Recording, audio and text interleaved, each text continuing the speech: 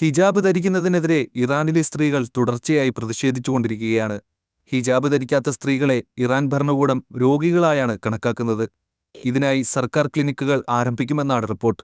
ഹിജാബ് removal treatment clinic എന്ന പേരിലാണ് സർക്കാർ നേതൃത്വത്തിൽ ചികിത്സാ കേന്ദ്രങ്ങൾ ആരംഭിക്കുന്നത്. ഹിജാബ് ധരിക്കാത്തതിനെതിരെയുള്ള ശാസ്ത്രീയമായ ചികിത്സാരീതിയാണ് ക്ലിനിക്കിലൂടെ വാഗ്ദാനം ചെയ്യുന്നതെന്ന് ദാരസ്ഥാനി പറയുന്നു. എന്നാൽ ഇറാന്റെ വിചിത്രമായ ഈ പ്രഖ്യാപനത്തിനെതിരെ വ്യാപകമായ വിമർശനമാണ് ഉയർന്നുവരുന്നത്.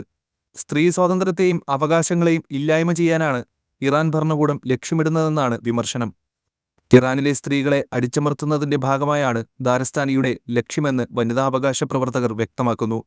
ഹിജാബ് ധരിക്കാത്തവരെല്ലാം മാനസിക രോഗികളാണെന്ന് വരുത്തി തീർക്കാനുള്ള സർക്കാർ പദ്ധതിയാണിതെന്നും ഹിജാബ് ധരിക്കാത്ത സ്ത്രീകളെ ജയിലിലിടാനുള്ള കേന്ദ്രമായി ക്ലിനിക്ക് മാറുമെന്നും ആരോപണമുണ്ട്. സർക്കാർ നടപടിക്കെതിരെ ആംനസ്റ്റി ഇന്റർനാഷണൽ ഉൾപ്പെടെയുള്ള മനുഷ്യാവകാശ സംഘടനകളും രംഗത്തുവന്നു. കുറച്ചു ദിവസങ്ങൾക്ക് മുൻപാണ് ഹിജാബ് ധരിക്കാത്തതിന് സെക്യൂരിറ്റി ഗാർഡുകൾ ഒരു പെൺകുട്ടിയെ ഉപദ്രവിച്ചത്. റിപ്പോർട്ടുകൾ പ്രകാരം വിദ്യാർത്ഥി ആരാണെന്ന് വെളിപ്പെടുത്തിയിട്ടില്ല.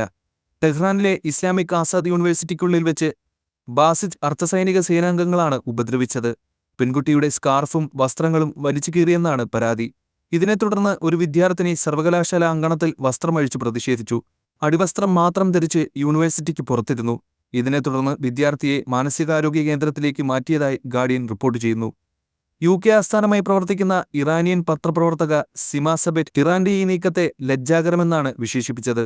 പർദ്ദ ധരിക്കാത്ത സ്ത്രീകളെ ചികിത്സിക്കാൻ ഒരു ക്ലിനിക്ക് സ്ഥാപിക്കുകയെന്ന ആശയം ഭയാനകമാണ്. അവിടെയുള്ള ആളുകൾ സമൂഹത്തിൽ നിന്ന് ഒറ്റപ്പെടുന്നു. ഭരണപരമായ പ്രത്യയശാസ്ത്രവുമായി പൊരുത്തപ്പെടുന്നതല്ല ഇതെന്നും അവർ ചൂണ്ടിക്കാണിച്ചു. ഇത് പറഞ്ഞതിനെ തുടർന്ന് സിമാബത്തിനെ അടുത്തിടെ വധിക്കാനുള്ള ശ്രമവും നടന്നിരുന്നു. ഇറാനിയൻ മനുഷ്യാവകാശ അഭിഭാഷകൻ ഹുസൈൻ റൈസിയും ക്ലിനിക് ആശയത്തെ വിമർശിച്ചു.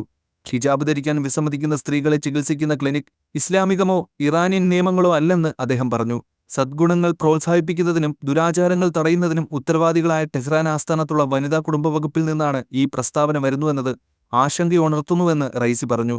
പരമോന്നത നേതാവ് അലി ഖമേനിയുടെ നേരിട്ടുള്ള അധികാരത്തിന് കീഴിലാണ് ഇത് പ്രവർത്തിക്കുന്നത്.